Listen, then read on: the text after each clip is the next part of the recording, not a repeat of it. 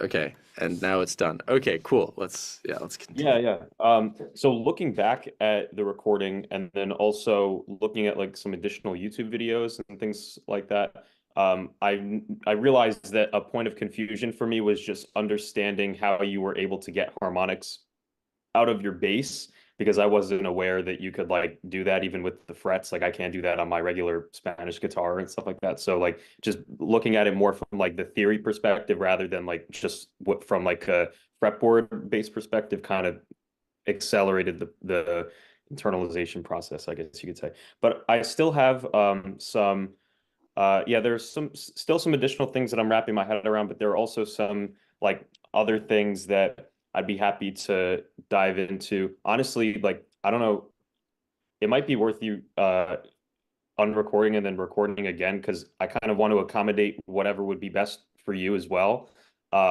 Because I was thinking like, oh, what would be best for his course? Like, because I mentioned to you last week the Tintinnabuli stuff from Arvo part that like I really want to wrap my head around, and I figured if you were looking for like interesting course content to explain on, like I have a video up from YouTube that like maybe we could watch together and you could break it down for me because I can't really connect the dots there, or if you know about it just on your own, or if it's worth like just talking about just intonation stuff more.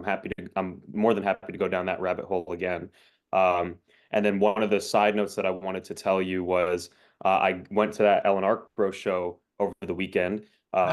And I met her, and I was telling her how I was just starting to wrap my head around these things. I barely am beginning to get a grasp of the harmonic series and stuff like that. And I asked her just because I wanted to see if there was any difference between the stuff that you recommended me and the stuff that she would recommend me as far as resources regarding just intonation and stuff. And I smiled when she also mentioned to me Mark Sabat, and like Max MSP, learning the basics of Max MSP. It's interesting. She uses Super Collider, so she was doing like an organ performance with Super Collider open on her computer right next to her, and like I know that that's like pretty common with like modular performances that I've been to, but I've never seen it at when someone's just like sitting at like a very small organ in a pretty industrial kind of room.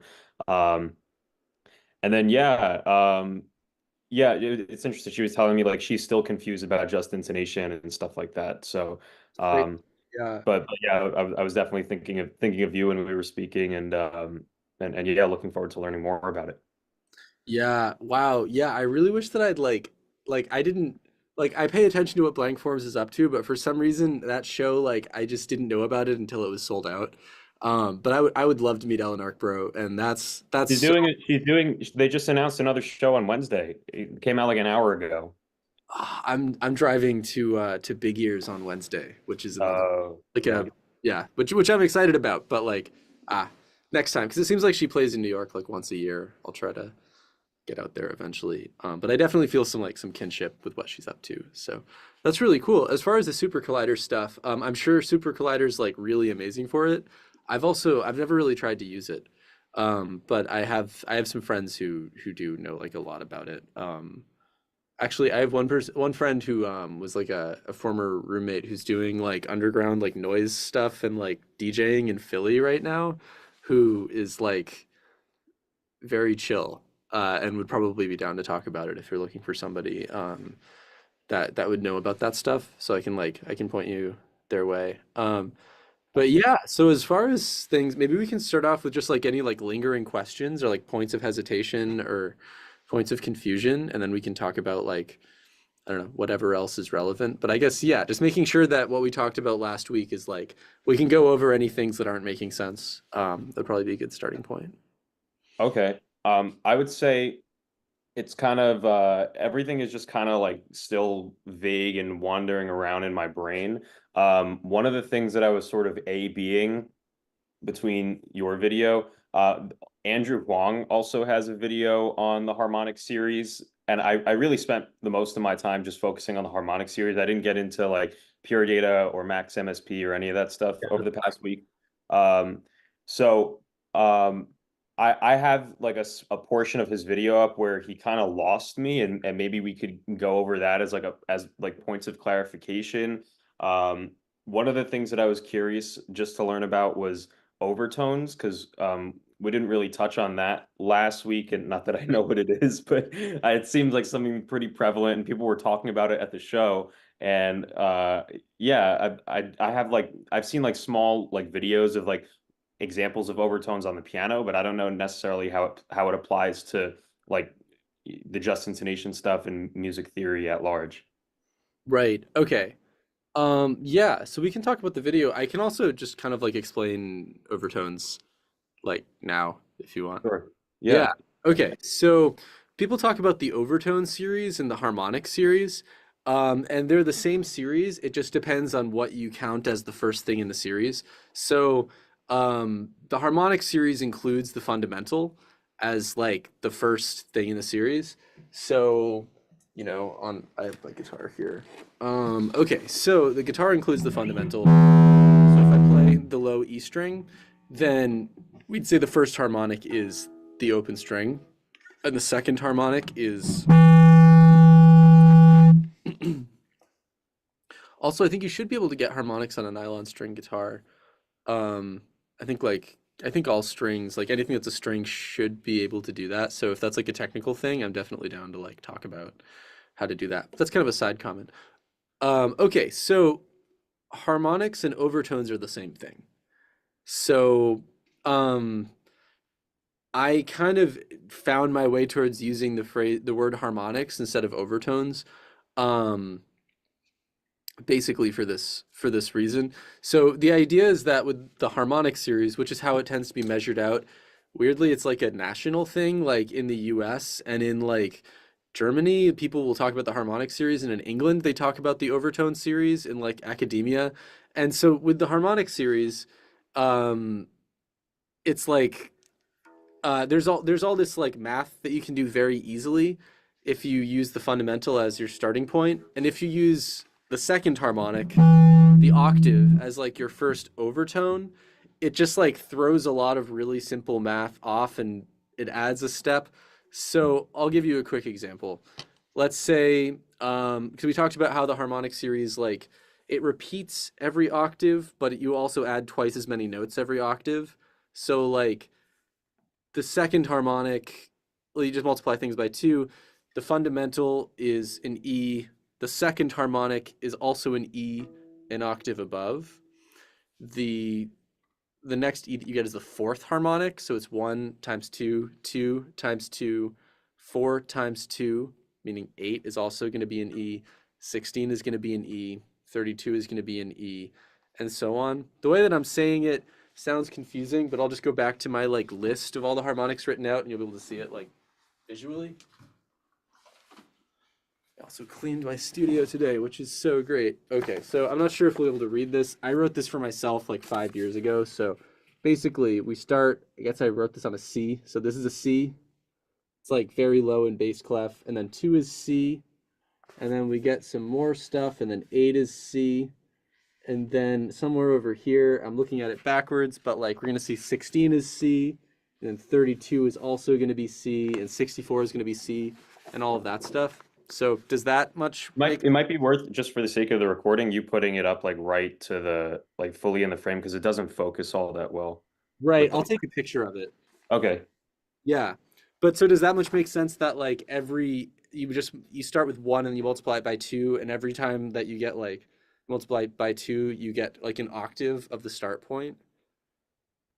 Uh I'm not 100%, maybe I'm not 100% clear on that point. What I was able to wrap my head around over the past week was just like that like the increases in notes are just multiplications of the frequency of the initial note.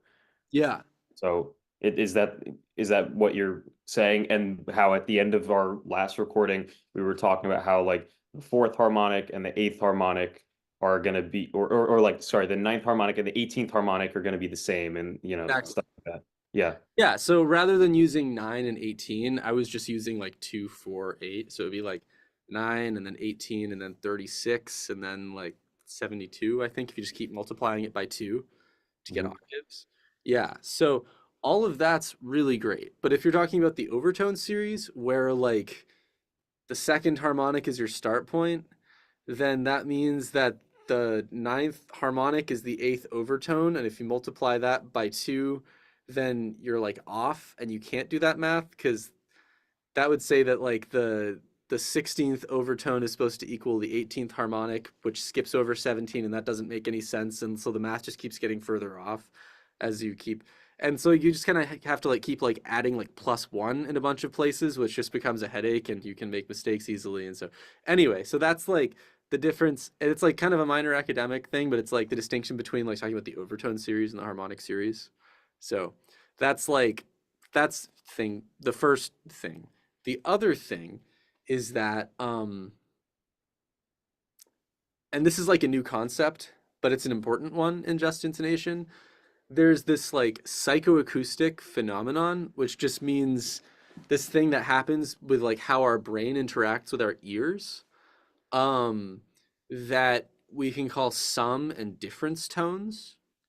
And so what like a sum tone would be is that if you have two frequencies that you're hearing and there's no vibrato, so they just have to be pure tones. So like a violin tone is just a bow and no vibrato, or like two guitar strings that you're playing next to each other with no vibrato. Um, they create what are called like a sum tone and a difference tone. And so a sum tone we get by literally adding together the two frequencies. And so, for example, if we're hearing two tones that are, for example, 440 and like 450, I'm just picking these frequencies out like randomly, then we can add those together. So 440 plus 450 would be like 890, I think, in sum. Our ears will actually produce a third sound, which can also be called an overtone, which is just literally the sum of those two frequencies, which sounds crazy. And like most music is moving too quickly to hear it. And a lot of music also has like vibrato. And then as soon as you start sticking things like compression and EQ into the mix and a lot of recorded music, you can really like hide all of that stuff very quickly. So like this is why it's difficult to really hear. But that's the idea of what a sum tone is.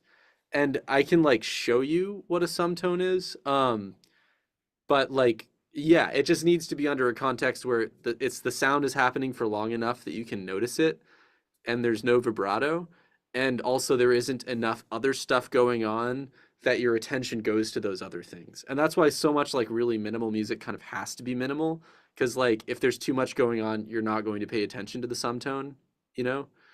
It's kind of a subtle thing that'll happen in your ears. And then also there's kind of the flip side of this, which is called a difference tone. And a difference tone is the same thing, but you subtract the frequencies instead of adding them. So if you have 440 and 450, it'll create a difference tone of 10 hertz, which is like below the threshold of our hearing. So we wouldn't really hear it. So I guess it would need to be higher than that. But yeah, so that would be like that's kind of sum and difference tones. And so with a lot of music where it's like it's in really, really nice tuning, so often just intonation or like other things that are like just intonation. But Can I pause you for 1 second? yeah, So what if you have a higher number? Like I'm thinking of the EQ field right now. What if you have a higher number and you subtract it and you get a difference of say 80 or 90? Or does that imply that you're subconsciously hearing like some like a low end sound or that's exactly, yes. wow, okay. Yeah, it's crazy. It's like it doesn't sound real. It sounds like yeah, it just sounds, yeah, it doesn't sound real, but it is real. Okay. Yeah. Yeah. This was a thing my last year at music school when I was like 24. I just got totally obsessed with it. And it's really cool, and I'm still obsessed with it. But I think about it less often because it's not as new to me, maybe. But yeah, so that's totally true. And so this becomes a really big deal in just intonation, because like when I'm talking about 440 hertz and 450 hertz, those are just like random frequencies. So what that sum tone will sound like 890 hertz, it may or may not sound good. It might just sound like a weird sound that does nothing, and we kind of just ignore it because it doesn't sound good, and we're focused on the part of the sound that does sound good, you know? So like it's easy to ignore these things if they're not adding to the effect because they're kind of subtle or they tend to be subtle. But if we're in just intonation or we're in some tuning system that's like close enough to just intonation that we hear things as being very in tune, what that means is that both the sum and the difference tones that are generated by the two sounds will also be contained, excuse me, within the harmonic, or well, they'll be in relation to the notes that we're hearing in a way that's very nice. And often they'll be within the harmonic series contained by the tones. So, for example, let's say that we have, um, let's say that we have the fourth harmonic and the fifth harmonic. And because all of these things are related by like multiplication relative to frequencies, we can either talk about them and do math with them as the fourth harmonic and the fifth harmonic, or we can talk about them as being like 440 and 450, we'll say, if our fundamental is A equals 110 hertz. But it's easier to do math with 4 and 5 than it is with 440 and 550. So we'll kind of just like use the harmonic numbers. Does that make sense? Okay, cool. So then Oh, what yeah. that means is that if we add together the fourth harmonic and the fifth harmonic, we get a sum tone which is 9, the ninth harmonic, and we get a difference tone which is 1, or like the fundamental of the series. And so by playing notes that are in tune with each other according to some harmonic series, we psychoacoustically generate other sounds that are within the series. And this is where just intonation gets kind of psychedelic. it gets pretty crazy. So that's often what people are referring to as sort of like overtones, and also undertones would be like a difference tone. Um, but there, so basically it's like does overtone just mean harmonic, which is like a sound that's already there, or does it mean like a psychoacoustic overtone, which means this other thing? And maybe people are being more or less specific about that. And I don't know Andrew Huang actually, or maybe I know the name a little bit, but I don't think I've seen any of the videos. So yeah, so we can check out the that video, but that's kind of what that's how I would like talk about and think about overtones. Wow, yeah, this is so illuminating for me because I thought that psychoacoustics as a term was just very arbitrary in the way that like psychedelic rock is an arbitrary term. Right. Yeah, yeah, yeah. It's yeah, no, it's like a scientific thing. Yeah, wow, that's so awesome. Yeah, so the Andrew Huang video. So Andrew Huang is this popular YouTube music guy, most notable for like his production tutorials and things of the like. Let me. Oh, I need screen sharing Yeah. capability. Advanced sharing options. Who can share? All participants. Okay. So he goes through a lot of things Mnemonic here. series. Have a listen. Can you hear this, by the way? Yeah, yeah.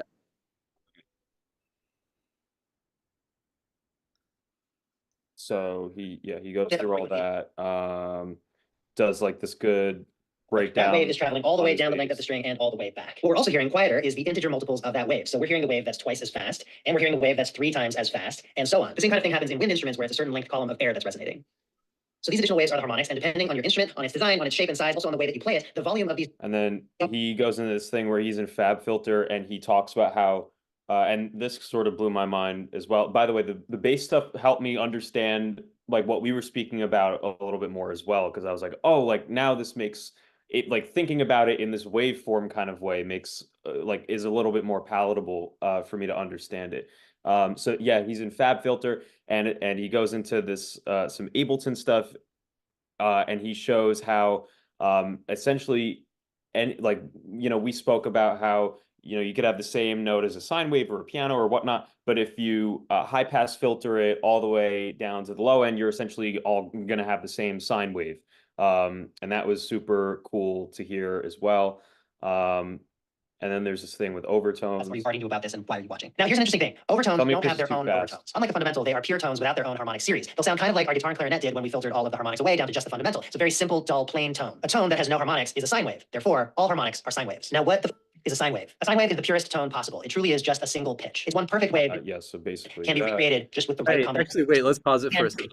Yeah, so Yeah. that's an important thing. Does that make sense about like overtones not having overtones? Honestly, not really. It's Okay, good that you caught my tracks here. Yeah.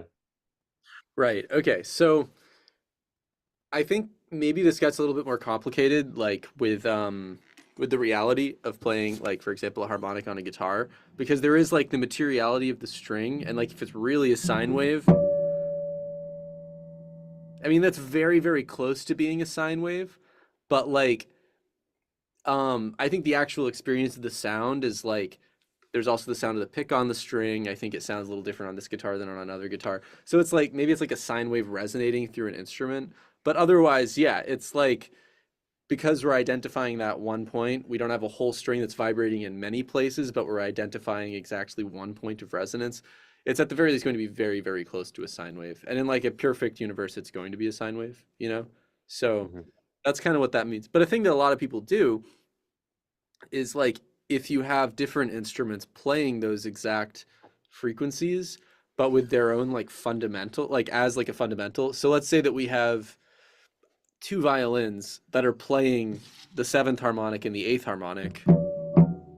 Um, that but they're playing them as like fretted notes, so they're just playing in like a like they're playing microtones, but they're pressing the string down and bowing.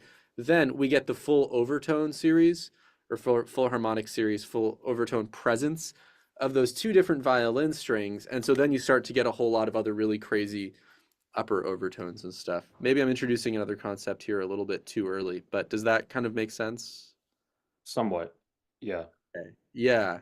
Basically, to go back to the overtones not having overtones, it's just like um, this sound has overtones or harmonics because there are many, many points that are resonating on this string. But if you only have one point that's resonating on the string, which is what a harmonic is, like a sine wave, because there's only one point of vibration. And Okay. okay, yeah, maybe that's a little, yeah, maybe we can just kind of like come back to that. The other thing that I was saying about it not being exactly a sine wave is that there is like a resonating body, that it's in. So it's like a sine wave resonating in a guitar, which is going to sound different than a sine wave resonating in a violin or like in a piano or something, you know? Mhm. So yeah. Anyway, this is kind of a minor point. I didn't mean to totally go off on it. No, no, totally fine. Cool. Yeah, and then he goes into this thing in Ableton where he's breaking down the harmonics. Cars lie to us. Motorcycles? Is add individually any of the first 64 harmonics. So I'm gonna hold down this note and then I'll add the first few overtones and you can hear what that sounds like. Now here's an interesting phenomenon. The first bunch of harmonics make up a major chord. And so when you add them one by one like that, it sounds like you're making a chord. But if I now play a scale with this sound where all the harmonics are moving along with each note, you don't really notice it anymore. It sounds like an individual note with some overtones. Let's try again, just adding harmonics at random and making a really weird dissonant chord.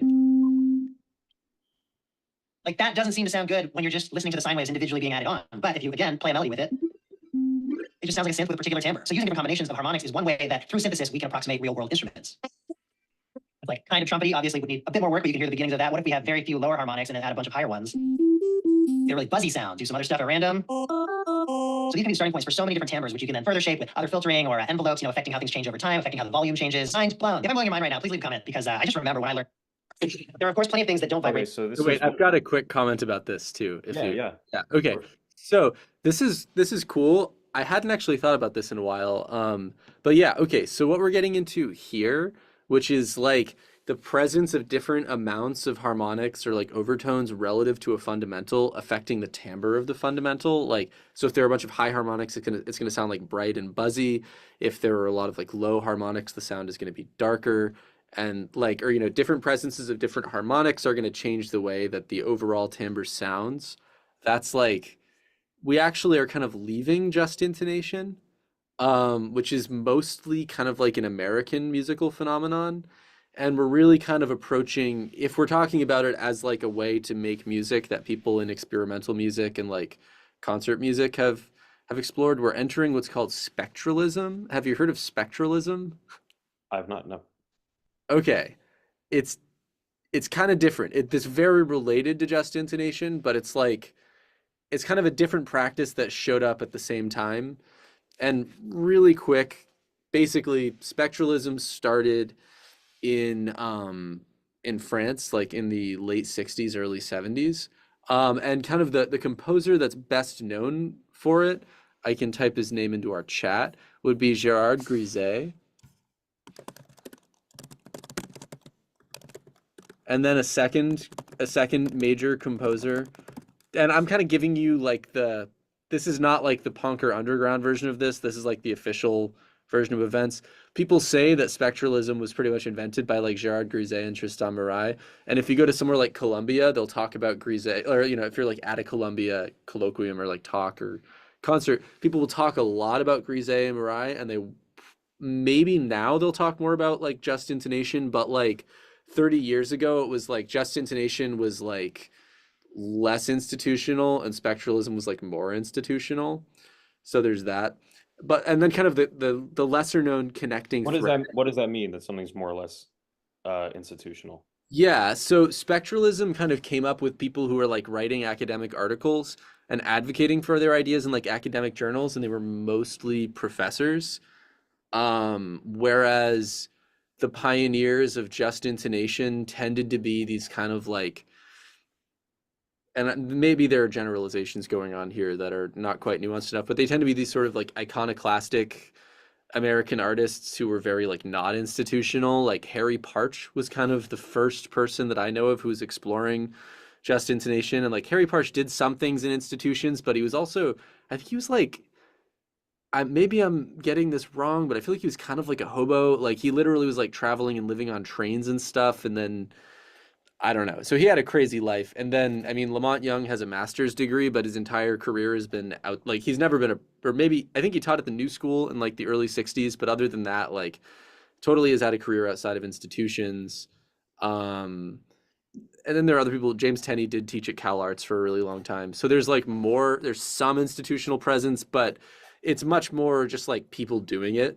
Whereas spectralism's like an accepted institutional way to sound smart, kind of. And it's also really amazing music, but they have different types of respectability. And it's really only been in the last maybe 20 years that just intonation started to be, I think, taken as seriously as a lot of other things. And like now, like with people like Mark Sabat, it's become very institutionalized, and it's a thing that there are some like universities where you can study that stuff, but for a long time it was much more like underground and sort of like word of mouth. So it's a history lesson. Yeah. Yeah. Really quick, I'm sorry, I'm giving you so much information. I want to be answering your questions. But there's like another school of people that were doing this stuff, which is not really talked about at all. And this would be what's called, I'll put it in quotes, Romanian spectralism. And for me, discovering Romanian spectralism was really like when I really clicked with it. And that was a huge point of departure for me specifically. So there were really only a few Romanian spectral composers because it was really difficult to do like in this like really repressive environment that was like communist Romania in the 70s and 80s. And like there's this story about like this composer Horatiu Radulescu, who I'm very into, like literally having to like lie. Last week. Yeah, I mentioned him last week. Yeah.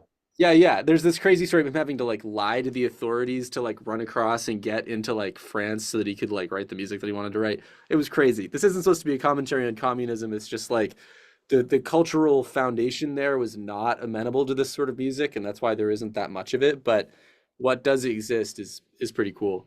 And they're kind of doing a halfway thing where like they're using like they're not just using it to approximate timbre, they're using ideas from the harmonic series to create harmony and chords and stuff like American just intonation composers, but it's a little bit different. It's kind of its own thing.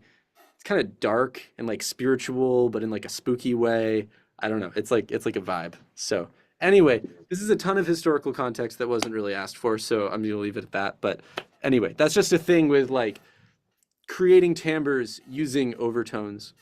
And actually, one more really quick thing there. Very quick example of like using sine waves to model a timbre.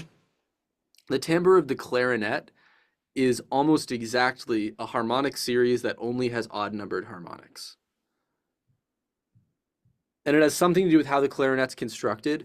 But for example, I don't think you can get an octave harmonic on a clarinet, but there's all this stuff with like the third harmonic, which is a perfect fifth that is very much a part of the presence of the sound. So anyway, that's like a very clear, just like instrumental example of a timbre that you can get very easily through this like additive synthesis. Yeah. Anyway, okay. I'm kind of meandering right now, so I'm gonna No, stop. no, you're good. It's super interesting. Cool. I'm a fan of soaking all this stuff up, but yeah. And pitch.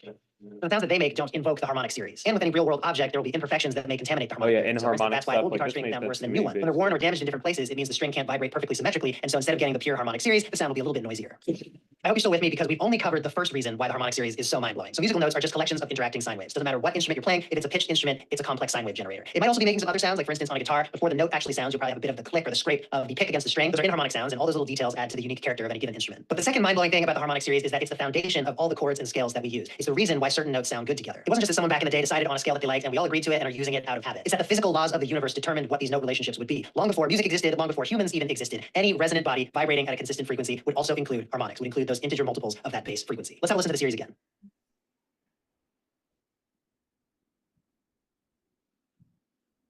As you can hear and see in this notation, the pitches of the harmonic series correspond with the notes and intervals used in the vast majority of music. Okay, yeah.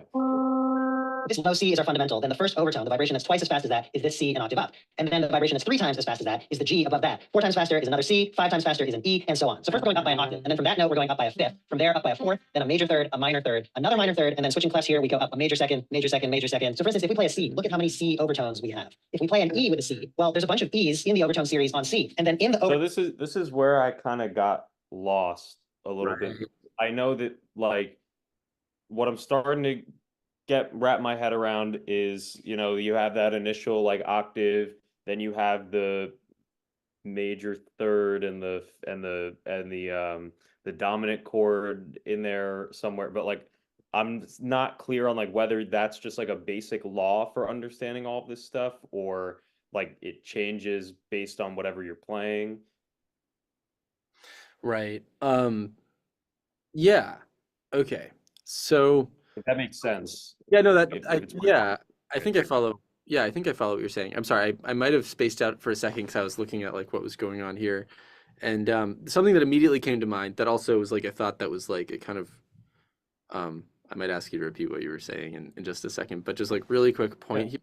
As soon as you start introducing the idea of like multiple harmonic series and how they align and all of this stuff, um, it's cool. But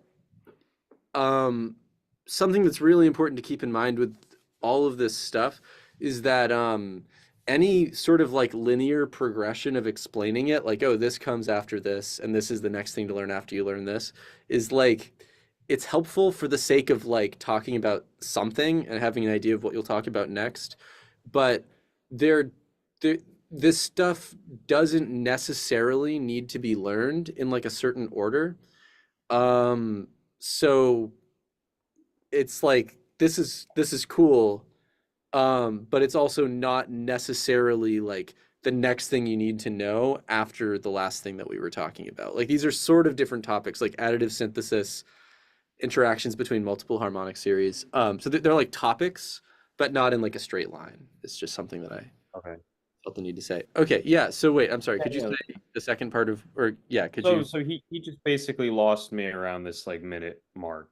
Like it seems like it should be simple, but then it just starts evolving into something where like I'm not fully understanding it between like yes, I understand the different like scents that are at the top of the you know here like with sharpening the notes and flattening the notes and whatnot, but I just start to get a little lost around here. Yeah. Okay. So just looking at the different things that are on the screen, are you, I mean, you follow what's going on with the string being divided into smaller and smaller parts. Is that Yeah. Okay, sweet. Okay, so just based on what we have here, we've just like written the harmonic series out up to 16, up to like the 16th harmonic. And I guess rather than using sense markings, they're just kind of marking different notes by colors in terms of like sharp or flat. Uh, Or maybe different I types of flat. it gets more specific. If we watch And it. you can hear and see in this notation, the pitches of the harmonic series correspond with the notes and intervals used in the vast majority of music. Okay, right. Okay, so I remember one of the things that you were just asking about was like the first few overtones creating like a dominant seventh chord. That is the case with the harmonic series. So yeah. Um so when we get into things like, for example, the clarinet only having odd harmonics or something like that, there are like each instrument kind of reacts to the physical like kind of the scientific structure that is the harmonic series in a different way because all these things have to resonate like in some sort of body. But that's kind of like a few steps further down the line. But just kind of looking at the harmonic series is kind of like a pure like mathematical concept that exists just like on a string through some just like miracle of science. There's always a dominant chord. So, yeah. Okay. And so um this might be where it gets very helpful to write the harmonic series out. Um, yeah, just because like for example, the fifth harmonic is like a major third above the fundamental. Or it's like a couple octaves in a major third, but it's it's basically the interval which is like a major third. And the fifth harmonic is always 14 cents flat, and that's like the definition of the fifth harmonic. So like by definition, you always get a dominant chord, and the fifth harmonic is always going to be 14 cents flat, and other notes are always going to be some number of cents, like sharp or flat. Um, yeah, and that's just what it is. So if we talk about like multiple harmonic series, like a harmonic series based on C versus on D, either way, you'll still get a dominant chord. It's just going to be built off of a different note. So you'll get like a D dominant chord rather than a C dominant chord. Does that make sense? Uh, Somewhat. I think just basic commentary on my end is like I can't, maybe you'd have a better eagle eye perspective on this than I do, but I still find the thing that I find myself struggling with, like as far as like internalizing it and not necessarily just like digesting it, is I feel like I'm like looking at all of this from the vantage point of everything that I already know about like contemporary theory, or just like looking at a regular piano,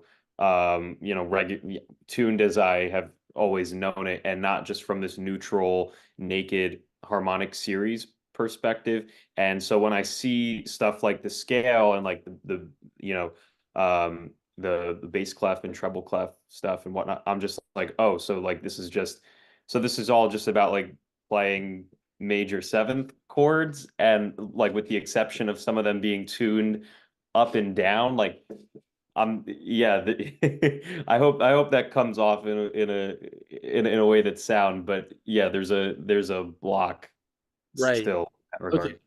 regard. Yeah. Okay. Because it keeps coming back to that. It keeps coming back to like, oh, so like what is like the one key to unlock this avenue? Like what exactly isn't making total sense to me?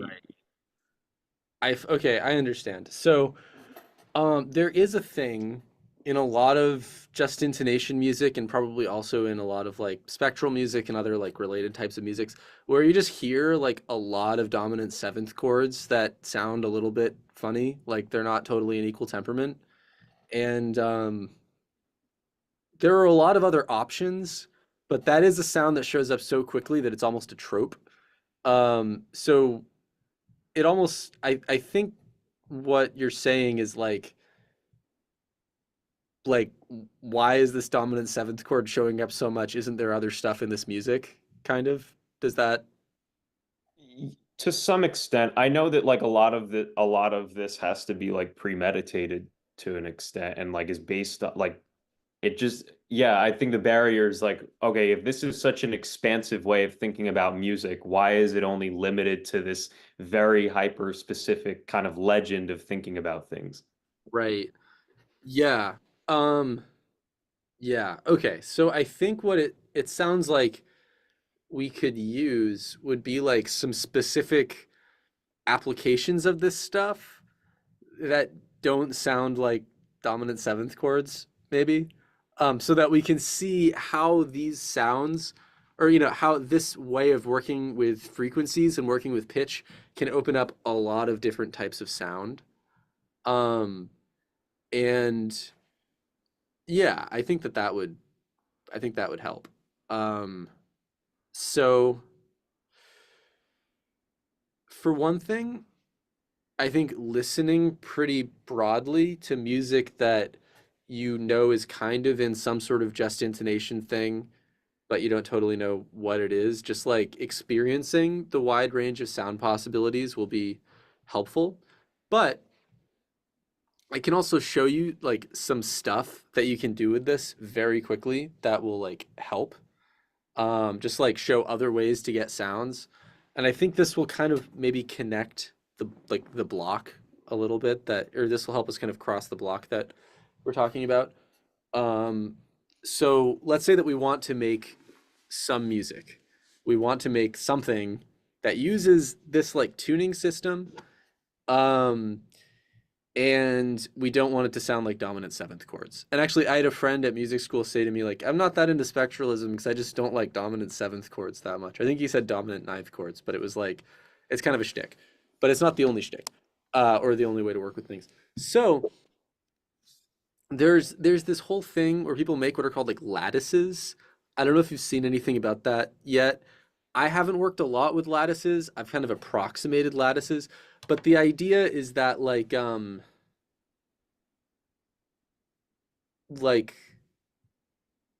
I'll keep it really short and then I'll talk about something that I actually do use. The idea is that like you can use ratios that you can get from the harmonic series to create new notes. So let's say that we have a C and then we have an E and they have a 4-to-5 relationship. So the E is like 5/4 the frequency of a C. In other words, it's the distance between the fourth and fifth harmonic. And so it's the major third that we get when we add the four, or when we play the fourth and the fifth harmonic at the same time. Does that much make sense as just like a starting point for some notes? The first place that my mind goes to is, oh, so there, E is the major third of C. Why is it 4/5? And if it is fourth harmonic to fifth harmonic, then what is the fundamental of that relationship? Am I thinking properly there? Is Um, it yeah, all of that totally makes sense. Okay, so this is where, yeah, there are a few things here. Okay, so one, how does it relate to like just our idea of what a major third is? So as we move up the harmonic series, we actually encounter like many, many different types of major thirds. Um, for example, the relationship between the seventh and ninth harmonic is kind of a major third. It's like a lowered B flat going to a slightly raised D. So it's like a very wide major third. And then meanwhile, the distance between the fourth and fifth harmonic is like a different major third. And so we call them a major third. We call them both major thirds because they're closest to that relationship on the piano. Like they're closer to being a major third than they are a minor third. They're closer to being a major third than they are to being a perfect fourth. So major third, rather than just being the distance between some notes on a piano, becomes like a category for many different similar but not quite the same intervals. So okay? that's thing one. And then the other thing is like, how does this relate to a fundamental? Um, so once we start working with pitch in this way, where we're just like gonna start drawing on the harmonic series to get intervals, we can think about things in terms of like a fundamental, or as some would say, like I learned about this term in school, like a virtual fundamental, meaning like even if the fundamental isn't being played, we can like mathematically figure out what it is. So if we have C and E and that's like a fourth harmonic and a fifth harmonic, then we can kind of like infer that we're in a harmonic series of like a C that's like much lower, you know, which just would be like the first harmonic if we have 4 and 5 already. Does that? Okay. Yeah, okay. But right now, we're just thinking about this note C that we have. Maybe it's middle C on the piano. And then we're just picking an interval, a 4 to 5 interval that gives us an E. And we can pick that interval because we know what it is. And so maybe in Max MSP, you can type like, like times like 5/4 or something. So there's a way that we can get it, or maybe you know exactly what the sound sounds like because you have it memorized and you can sing it. I can't really do that, but some people can who have really practiced it, or you know how to play it on like a viola or something, and so you can get that sound in that way.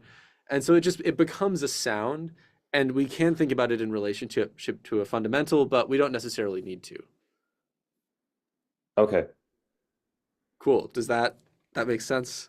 Yeah, a little bit more. Yeah. Okay. Um, okay. So I'm going to add two more things to this situation where we're picking notes out. Let's say to keep things kind of related to music that we've already heard. Let's say that we want like a nice like major triad. So we're going to add like a G, and because we already have the fourth harmonic and the fifth harmonic, we're going to use the sixth harmonic. So we just get like a nice like major third. Or sorry, we get a nice perfect fifth. So we have C E G, and it's like nice. But then we've already heard that sound, and we're like, well, what comes next? And we decide that we want to build another chord from one of the tones that we have. So we're going to treat one of these points that we found from our first point, which is C. We're going to take G and be like, we're going to build a chord around G now. So we're on G. And maybe we want another thing that sounds like a major triad. And so we figure out what would be like a major third above G. And we're going to use the same 5/4 relationship. And then maybe we also want a perfect fifth above G. So we're just getting a nice like G major chord, which is G, B, D. And so there's some octave type stuff that's a little bit like tricky here because we're not really working in a series anymore in the same way. But we know that we want like 5/4 of G, which is going to be a B. And we actually do get a B, which is 5/4 of G in the same harmonic series, but it's not going to show up until a later octave. So we can think about this B that's branching off from G as either being 5/4 the frequency of G, or we can think about it as like we're grabbing this other harmonic from higher up, which is going to be the 15th harmonic, and we're just pulling it down an octave. And then if you start moving things around in octaves, what you start messing around with is like what like the virtual fundamental is. Because maybe all along we weren't working with the fourth and fifth harmonic, we were working with the eighth and 10th harmonic when we had C and E, and so maybe that means the virtual fundamental is lower, but the thing is that the virtual fundamental is like not real.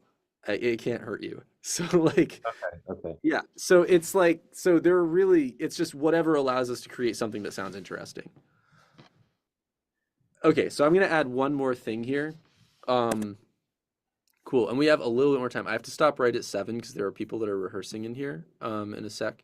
But I'll show you really quick a tuning that I developed on that's like it's like a 7 limit tuning. And so 7 limit means that I'm basically I'm using the 7th harmonic like a lot.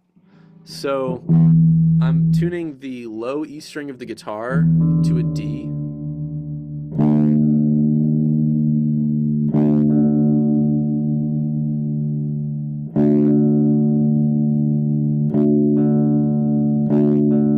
And then I want a perfect fifth.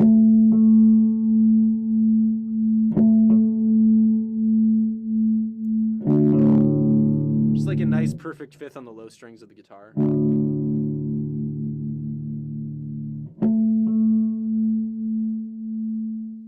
Sorry, I forgot how to tune. Okay, cool.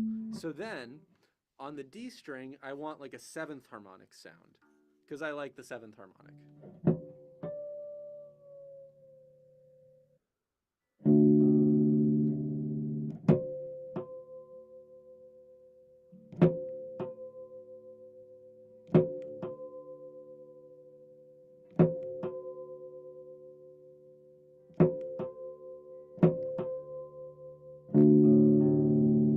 And part of why I like the seventh harmonic, I'm not the first person. Lamont Young built his whole career on the seventh harmonic, is that it's 31 cents lowered. So it's like that's the first harmonic where we're like way outside of equal temperament. Like it does not sound like an equal tempered minor seventh. It's like a different thing. It has this sort of like flatness and kind of this like darkness to it. It's kind of its own sound. And then I like in this tuning, I like to use the 49th harmonic, which I get by getting the seventh harmonic of the seventh harmonic. Okay. Yeah, because it's like if you want an octave, you multiply something by 2. If you want a perfect fifth, you can multiply it by 3. If you want a funky minor seventh from something, you can multiply a frequency by 7 and you get one. So 7 of 7 is going to be 49. Also, fun fact, Lamont Young's turtle was named 49 in the 60s because he really liked this harmonic. So Oh, okay. some New York lore or something. And then in this tuning, I like to actually have 2 strings that are tuned to a perfect fifth. So I have the A string, and then I tune the G string up to an A. This is like, you break strings really easily this way.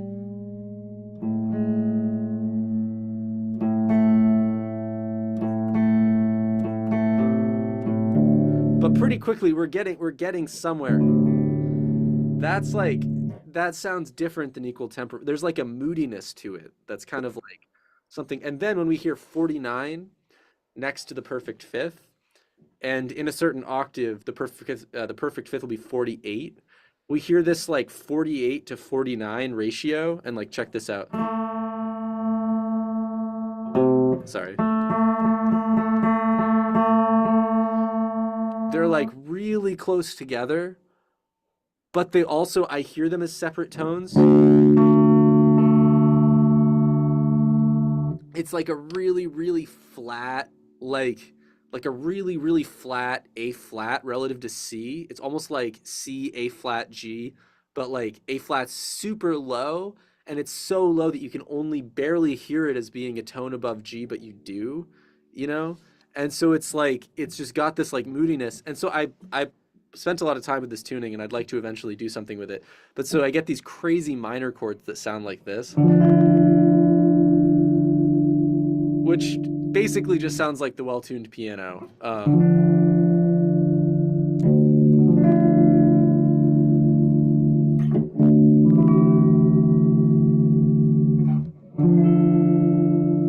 And you just start to get all these like weird beatings and resonances and stuff. And so this is basically like when I was like really into Lamont Young, and it was also the pandemic and there was like nothing to do. I spent a lot of time hanging out in this tuning and stuff. So anyway, this is like sort of an application where like I'm tuning the strings to different harmonics.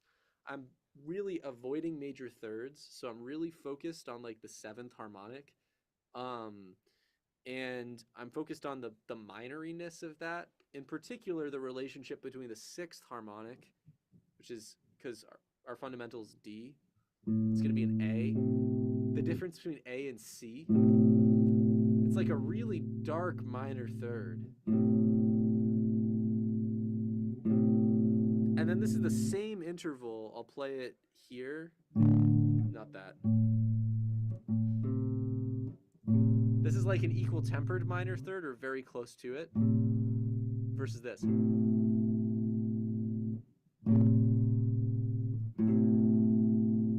It probably sounds better if you're in the same room or if it's not coming over laptop speakers, but like if you spend enough time with it, the difference starts to feel significant. So anyway, this is just like something that I've done that's been a way to use pitch, use ideas from Just Intonation from the harmonic series to create some sounds that I can work with without getting kind of like the cliched like dominant seventh sound. Hmm. And honestly, a great way to explore this is to just like start tuning, especially if you have like a cheap guitar, and you can break strings and it's not like a big deal. Because if you have like a nice guitar, you don't want to be like messing with tuning a lot and stuff unless you really know what you're doing. Um, and even then, it's kind of not like guitars don't love having strings tuned a whole step sharp. Like it's, so better with a cheap guitar. But what you can do is start like just like tuning strings to harmonics and just like messing around with what you get. Um, and you'll find stuff, and then you'll like some things more than other things. And even if you're just like trying it out and you have no idea what you're doing, if you get enough of a result that you're like, wait, I have to figure out what this is, like, and that it provokes more inquiry, then you're moving in like a great direction, because you're just starting to get your hands on it. And then you're like, wait, like why, like that James Tenney piece, like harmonium, oh, he got those sounds. Like how did he get those sounds? Do I want to learn from that? Do I want to do that? Maybe I don't like those sounds. Maybe I don't want my music to sound like shimmery clouds all the time. Like maybe there's more to life than that. Or maybe it's what you like, but you start to have some agency with it. So Super interesting. Yeah, thank you so much for this and the last lesson as well.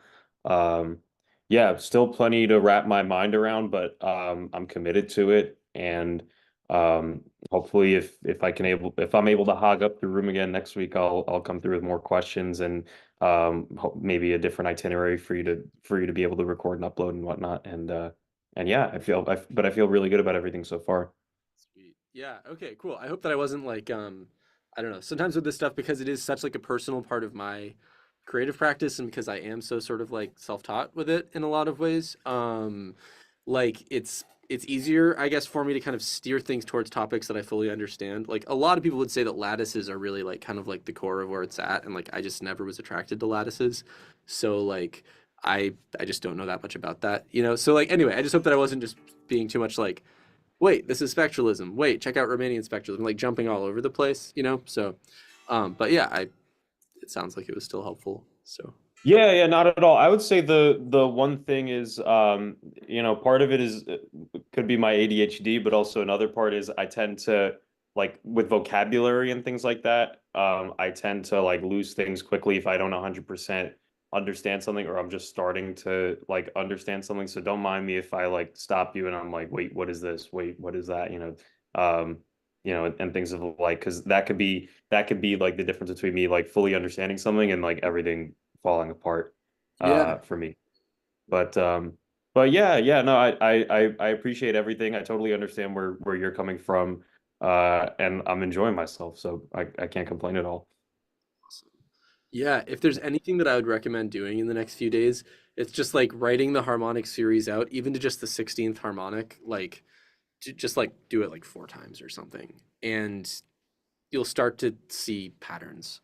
Um, and And then when you can get your hands on it, whether it's with a guitar or whether it's with like Max or something, or Super Collider, if you learn how to do that, then like you'll have some fundamental ideas to work with, and then from there it's like a back and forth, of trying different things out. But like, yeah, I'd say write down the harmonic series. If you're feeling crazy, go up to 32, and you'll just keep finding stuff, and it'll be crazy. So yeah, thanks for showing up and asking questions. Yeah, I'll definitely get savvy with it over the next week. But yeah, I know you have to go because of time. But yeah, thank you so much again, and I'll be sure to keep in touch with all this stuff. Awesome. All right. Well, yeah. Take care. Have a good week. Do I need to give you hosting privileges or anything like that again, Oh, I don't think or so. We're good. you're good? Okay, cool, Yeah. Awesome. awesome. Thank you again. Yeah. No problem. Yes. All right. Bye. Bye bye.